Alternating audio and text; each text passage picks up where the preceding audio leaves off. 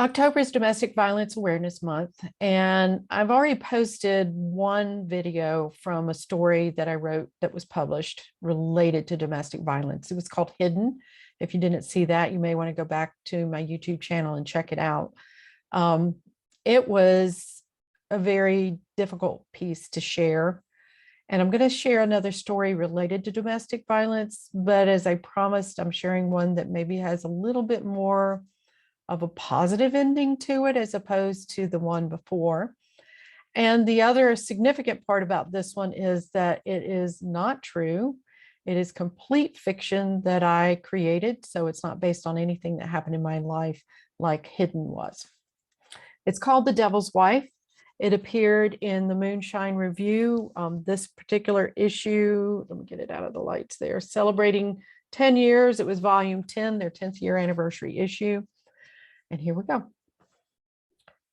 Have you ever heard the superstition about it raining while the sun's shining? The young woman half peered at the counselor, half not, her gaze returning to the worn spot she traced on the chair's armrest. I think so. Isaac watched her finger circle over and over on the spot on his chair. Shifting her gaze to the painting on the wall, a distant look in her eyes, she said, "You know, the one about the devil beating his wife." She paused, then looked up at Isaac. "I always hated that one." Cocking her head to the side, a grimace of a smile crossed her face.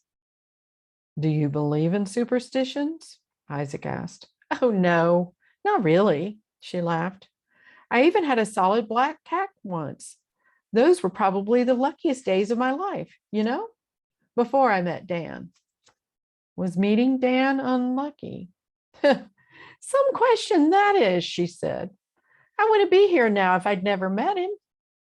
For a moment, the woman crossed her arms and slid down in the chair, folding in on herself.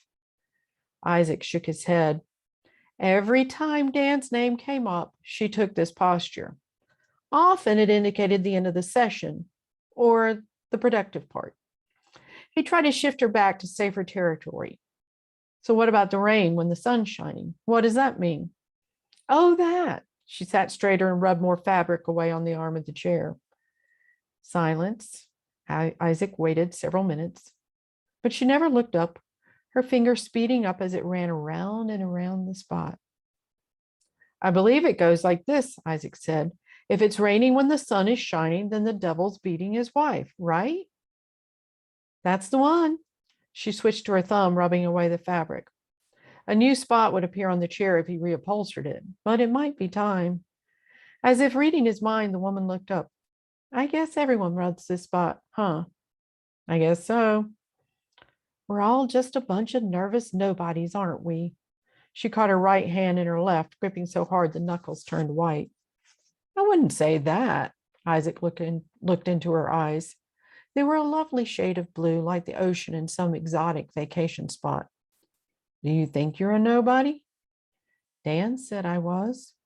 "I see." "Not that Dan knows anything. I just heard it enough until I, started believing it." Her hand escaped the claw of the left one and circled the spot again. "Do you still believe it?" He forced himself to stay relaxed and not lean forward while he waited for her answer. She always got stuck when it came to stepping over the precipice of denying Dan's words. "Not always, but sometimes. Like when I did it." "Did what?" Isaac stiffened in the shoulders, but forced his face to remain neutral. "Well, we've been talking about, of course." She now fidgeted with the locket on her necklace, sliding it back and forth on the short gold chain. If Isaac listened hard enough, he could hear the rasp of it as metal rubbed against metal. "Why did you tell me about it?" The wariness in her gaze gave Isaac pause. He knew the calculated look, the searching for a decision, trying to determine whether to share or not. What confession might spill out in his office today? He hoped it wasn't one the law required him to report. Her shoulders slumped and she dropped the necklace. "I feel really foolish about it. I was so horrified afterward. What if someone had seen me?" "Nobody saw?" "I don't think so. At least, I hope not." Isaac waited. Well, you know what you're supposed to do, don't you? She turned her head to the right a bit, a sideways glance in his direction rather than straight on. I'm not sure that I do, Isaac said, unsure what his question referred to. Hide a body? Well, it was right after Dan had, well, you know, I was pretty badly bruised. I'd had enough. She paused for a minute, examining her thumbnail. Suddenly, the woman looked him square in the eyes. So I did it. Her voice reverberated around the room. They say you're supposed to stick a knife in the ground at the foot of a tree. That's supposed to stop the devil from beating his wife. Yes. She scooted forward, sitting on the edge of the chair. So I grabbed my butcher knife and ran out in the pouring rain with that sun shining down on me. And you know what? What? Eyes bugging out, she leaned toward him. No sooner did I drive that knife into the ground than the sun scuttled behind the clouds. She leaned back, a self-satisfied smile. See, I can't finish it.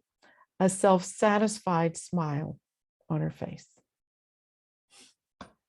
So I did do a twist on that. One usually thinks the rain's going to stop and the sun's going to come out, but instead what I had the sun do is go behind the clouds in the story. So the sun's not shining while the rain's falling. If you didn't catch that, since I kind of flubbed the last lines there. But if you are a victim of domestic violence, if you know someone who is, or even if you suspect someone who is, I'm going to put some domestic violence information, the hotline and so forth, in the information underneath this video. So please check it out. Please, if you're in that situation, get out.